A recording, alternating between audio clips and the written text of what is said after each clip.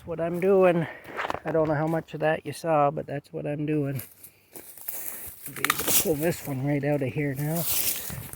It's all caught up there though. So then you gotta just pull like crazy. Oh, okay now. You can look at my pretty face while I pull this tree down. Oh, because that's exciting. That's right up there. Okay, I'm gonna have to put the phone down and really do some work. This ain't coming out without every bit of muscle I've got, and probably then some. Might have to hire a team of horses. Alright, this big log here has to be cut up and removed. That'll be a job for the chainsaw though.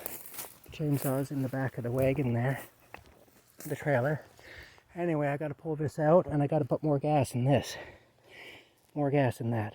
Alright, we'll talk to you later.